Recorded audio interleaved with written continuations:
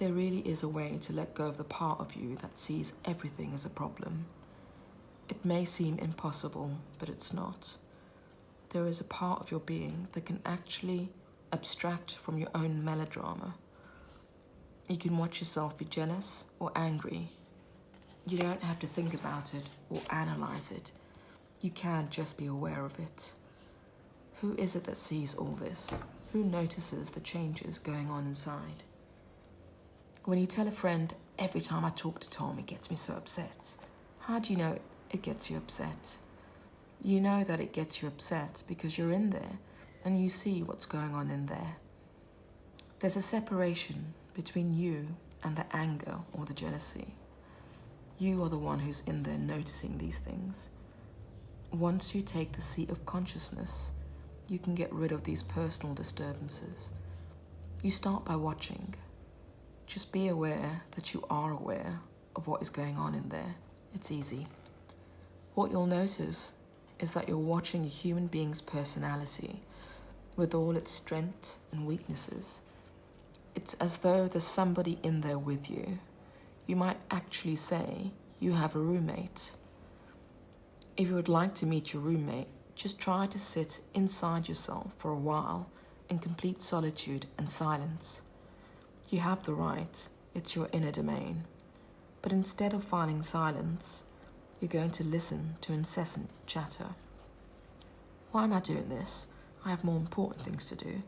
This is a waste of time. There's nobody in here but me. What's this all about? Right on cue, there's your roommate. You may have a clear intention to be quiet inside, but your roommate won't cooperate. And it's not just when you try to be quiet. It has something to say about everything you look at. I like it, I don't like it. This is good, that's bad. It just talks and talks. You don't generally notice because you don't step back from it. You're so close that you don't realize that you're actually hypnotized into listening to it. Basically, you're not alone in there. There are two distinct aspects of your inner being. The first is you, the awareness, the witness, the center of your willful intentions, and the other is that which you watch. The problem is the part that you watch never shuts up. If you could get rid of that part, even for a moment, the peace and serenity would be the nicest vacation you've ever had. Imagine what it would be like if you didn't have to bring this thing with you everywhere you go. Real spiritual growth is about getting out of this predicament. But first, you have to realize that you've been locked in there with a maniac. In any situation or circumstance, your roommate could suddenly decide, I don't want to be here. I don't want to do this. I don't want to talk to this person.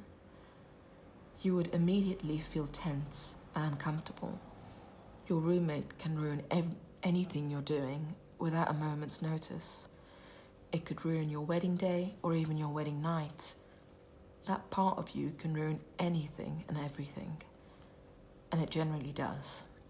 You buy a brand new car and it's beautiful, but every time you drive it, your inner roommate finds something wrong with it. The mental voice keeps pointing out every little squeak, every little vibration, until eventually you don't even like the car anymore. Once you see what this can do to your life, you are ready for spiritual growth. You're ready for real transformation when you finally say, look at this thing, it's ruining my life.